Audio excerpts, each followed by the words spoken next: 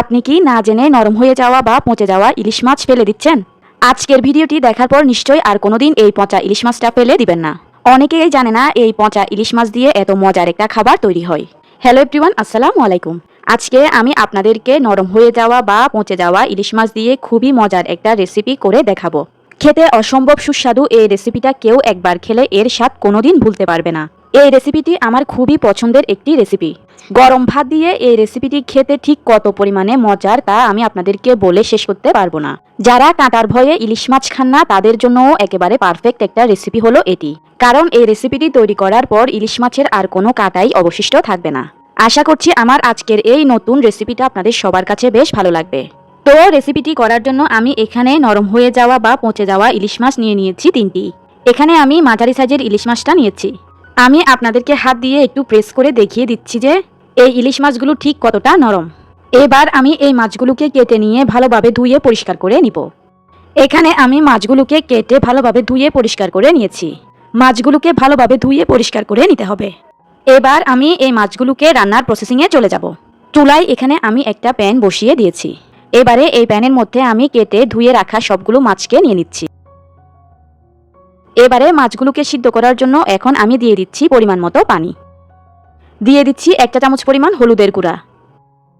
এবারে স্প্যাচুলার সাহায্যে মাছগুলোকে একটু নেড়েচেড়ে মিশিয়ে দিয়ে আমি ঢাকনা দিয়ে মাছগুলোকে ঢেকে দিব। ঢাকনা দিয়ে মাছগুলোকে ঢেকে আমি মাছগুলোকে ভালোভাবে সিদ্ধ করে নিব। কিছুক্ষণ পর ঢাকনাটা খুলে নিয়ে আমি মাছগুলোকে স্প্যাচুলার সাহায্যে এভাবে নেড়েচেড়ে ভেঙে দিব। যেহেতু এই মাছগুলো নরম তাই এগুলো কিন্তু খুব সহজেই ভেঙে যাবে। এভাবে মাছগুলোকে স্প্যাচুলার সাহায্যে ভেঙে দিয়ে তারপর মাছগুলোকে পুরোপুরি সিদ্ধ করে নিতে হবে। তো এখন আমি আবারও ঢাকনা দিয়ে ঢেকে মাছগুলোকে পুরোপুরি সিদ্ধ করে নিব। তো আরও কিছুক্ষণ পর আমি ঢাকনাটা খুলে নিলাম।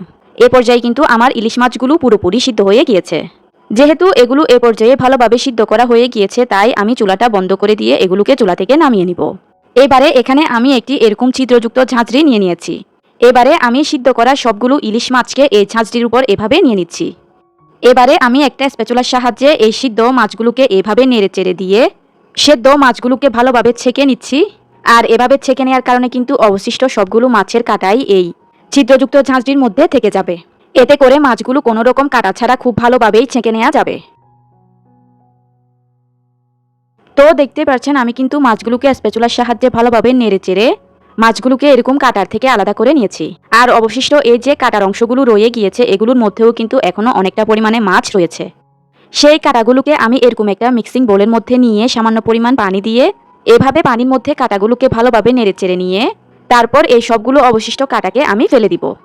কাঁটা বেছে নেওয়ার পর অবশিষ্ট যেই পানিগুলো বের হয়েছে সেই মাছের পানিগুলোকেও আমি আগের পাত্রে ঢেলে নিব। তো দেখতেই পাচ্ছেন এই মিশ্রণটার মধ্যে কিন্তু এখন আর কোনো রকম কাঁটাই অবশিষ্ট নেই। এবারে এই কাঁটা বেছে নেওয়া মাছের পাত্রটাকে আমি একটা সাইডে রেখে আজকের রান্নাটা করার জন্য যা যা মশলাপাতি লাগবে সেটা আমি আপনাদেরকে দেখিয়ে দিচ্ছি। আমার রান্নাটা করার জন্য যা যা মশলা লাগবে তা আমি এরকম একটা প্লেটের মধ্যে নিয়েছি এখানে হলুদ গাছের পাতা। এই হলুদ গাছের পাতাটা এই রান্নার মধ্যে দিতে পারলে এই রান্নার মধ্যে খুব সুন্দর একটা ফ্লেভার ছড়াবে। তবে আপনাদের যাদের হাতের কাছে এই হলুদ গাছের পাতাটা থাকবে না তারা চাইলে এটা স্কিপ করতে পারেন। এটা দিতে না পারলেও কিন্তু রান্নার টেস্ট কোনোভাবেই কমবে না। এরপর এখানে আমি নিয়েছি পরিমাণ মতো লবণ, নিয়েছি 1 টেবিল চামচ পরিমাণ রসুন বাটা, নিয়েছি 1 টেবিল চামচ পরিমাণ আদা বাটা, নিয়েছি 1 টেবিল চামচ পরিমাণ পেঁয়াজ বাটা, নিয়েছি একটা পেঁয়াজ কুচি, নিয়েছি 4-5টা কাঁচামরিচ। এরপর নিয়েছি প্রায় 1.5 টেবিল চামচ পরিমাণ লাল মরিচের গুঁড়া, নিয়েছি 1 টেবিল চামচ পরিমাণ হলুদের গুঁড়া, আর নিয়েছি 1 টেবিল চামচ পরিমাণ ধনিয়া এবং জিরার গুঁড়া। তো ব্যাস এই সবগুলো মশলা দিয়েই আজকের রান্নাটা আমি করে নিব। এখন আমি আবারও চলে যাব চুলায় এখানে আমি আবারও প্যান বসিয়ে দিয়ে এবারে এই প্যানের মধ্যে দিয়ে দিচ্ছি প্রায় 1/2 কাপ পরিমাণ সয়াবিন তেল। এই রান্নাটার মধ্যে তেলের পরিমাণটা একটু বেশি দিতে পারলেই এটা খেতে বেশি ভালো লাগে। তেল ভালোভাবে গরম হয়ে যাওয়ার পর এবার এখানে আমি প্রথমেই সবগুলো পেঁয়াজ কুচিকে দিয়ে দিলাম। এবারে প্রথমেই আমি এই সবগুলো পেঁয়াজ কুচিকে হালকা বাদামি করে ভেজে নিব। কিছুক্ষণ ভেজে নেওয়ার পর যখন পেঁয়াজ কুচিগুলোর কালার এরকম হালকা বাদামি করে ভেজে নেওয়া হয়ে যাবে তখন আমি এখানে আগে থেকে নিয়ে রাখা সবগুলো মশলাকে এই তেলের মধ্যে দিয়ে দিব। সবগুলো মশলা দেয়া হয়ে গেলে এরপর মশলা নেওয়া প্লেটটাকে ধুয়ে আমি এখানে প্রায় 1 কাপ পরিমাণ পানি দিয়ে দিব। এই পানিটা দেওয়ার কারণে মশলাটা ভালোভাবে কষানো হবে আর মশলাটাও পুড়ে যাবে না। এবারে পানিটা দেওয়ার পর আমি ভালোভাবে নেড়ে চেড়ে এই মশলাগুলোকে প্রায় 3 থেকে 4 মিনিট খুব ভালোভাবে কষিয়ে নিব। এই পর্যায়ে মশলাগুলোকে ভালোভাবে কষিয়ে নেওয়াটা খুবই জরুরি। প্রায় 3 থেকে 4 মিনিট মশলাগুলোকে ভালোভাবে কষিয়ে নেওয়ার পর যখন মশলাগুলোর উপরে সবগুলো তেল এরকম ভেসে উঠবে, তখন বুঝে নিতে হবে যে মশলাগুলো ভালোভাবে কষানো হয়েছে। মশলাগুলোকে ভালোভাবে কষিয়ে নেওয়ার পর এবার এখানে আমি আগে থেকে ছেঁকে রাখা সবগুলো মাছকে দিয়ে দিব। স্প্যাচুলার সাহায্যে সবকিছুকে খুব ভালো করে নেড়েচেড়ে মিশিয়ে নিব। এখন চুলার আঁচটাকে একেবারে হাই হিটে করে দিয়ে কোনো রকম ঢাকনা লাগানো ছাড়া এই মাছগুলোকে আমি রান্না করে নিব। এই রান্নাটা করার সময় কিন্তু কোনো প্রকার ঢাকনা দিয়ে ঢেকে দেওয়া যাবে না। ঢাকনা দিয়ে ঢেকে দিলে কিন্তু ঢাকনার থেকেও অনেকগুলো পানি বের হয়ে এই পানিগুলো সহজে শুকাতে চাইবে না। তাই এভাবে ঢাকনা খোলা রেখেই চুলার আঁচটাকে একেবারে হাই হিটে করে দিয়ে এগুলোকে রান্না করে নিতে হবে। বেশ কিছুক্ষণ রান্না করার পর দেখবেন যে মাছগুলোর থেকে সবগুলো পানি শুকিয়ে গিয়ে মাছগুলো আলাদা হতে শুরু করেছে। আর এগুলো রান্না করার সময় কিন্তু কিছুক্ষণ পর পর এসে এগুলোকে নেড়েচেড়ে দিতে হবে। এ পর্যায়ে কিন্তু দেখতেই পাচ্ছেন এগুলোর ঝোলগুলো কিন্তু টানতে শুরু করেছে। এবারে আমি এগুলোকে ভালোভাবে জাল করে সবগুলো পানিকে একেবারে টানিয়ে নিব। তো এবারে আমি ফিরে এলাম এগুলোর মধ্যে থাকা সবগুলো পানি ভালোভাবে শুকিয়ে যাওয়ার পর। সবগুলো পানি শুকিয়ে গিয়ে যখন এই মিশ্রণটা এরকম ঘন হয়ে যাবে, ঠিক তখনই বুঝে নিতে হবে যে এই রান্নাটা পারফেক্টভাবে হয়ে গিয়েছে। তো আমার রান্নাটা কিন্তু এখন অলমোস্ট কমপ্লিট হয়ে গিয়েছে। এখন আমি এই রান্নাটাকে চুলা থেকে নামিয়ে নেওয়ার আগে দিয়ে দিব আমার পরিমাণ মতো বাতাবি ধনিয়া পাতা কুচি। নেড়েচেড়ে আমি ধনিয়া পাতাটাকে ভালোভাবে মিশিয়ে নিচ্ছি। ধনে পাতাটাকে নেড়েচেড়ে মিশিয়ে দিলেই কিন্তু রান্নাটা কমপ্লিট হয়ে যাবে। তো আমার রান্নাটা কিন্তু হয়ে গিয়েছে। এবার আমি এটাকে চুলা থেকে নামিয়ে নিব।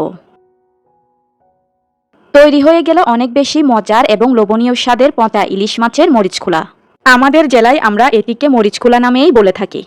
এই পচা ইলিশ মাছের মরিচখোলাটা দিয়ে 1 প্লেট ভাত খেলে নিমিষেই 1 প্লেট ভাত শেষ হয়ে যাবে। আবার অনেকেই এটাকে কাঁটা ছাড়া ইলিশ মাছের ভর্তাও বলে থাকে।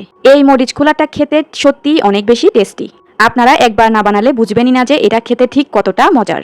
এখন থেকে আর পচা ইলিশ মাছ বা নরম হয়ে যাওয়া ইলিশ মাছটা আপনারা ফেলে না দিয়ে এই রেসিপিটা একবার ট্রাই করে দেখতে পারেন। আশা করছি বাড়ির ছোট থেকে বড় সকলেই খুবই এই রেসিপিটি পছন্দ করবে। তো ভিউয়ার্স, আপনাদের কাছে কেমন লাগলো আমার আজকের এই নতুন রেসিপিটি আমাকে কিন্তু অবশ্যই কমেন্ট করে জানিয়ে দিবেন। বরাবরের মতোই আশা করছি আমার আজকের এই সহজ এবং নতুন রেসিপিটা আপনাদের সবার কাছে বেশ ভালো লেগেছে। ভালো লেগে থাকলে কিন্তু ভিডিওতে অবশ্যই একটা লাইক দিয়ে দিবেন। আর এই ভিডিওটা আপনাদের ফ্রেন্ডস এন্ড ফ্যামিলির মাঝে বেশি বেশি শেয়ার করে দিবেন। এতক্ষণ সঙ্গে থাকার জন্য সবাইকে অসংখ্য ধন্যবাদ জানিয়ে আমি তাহলে আজকের মতো এখানেই বিদায় নিয়ে নিচ্ছি। আল্লাহ হাফেজ।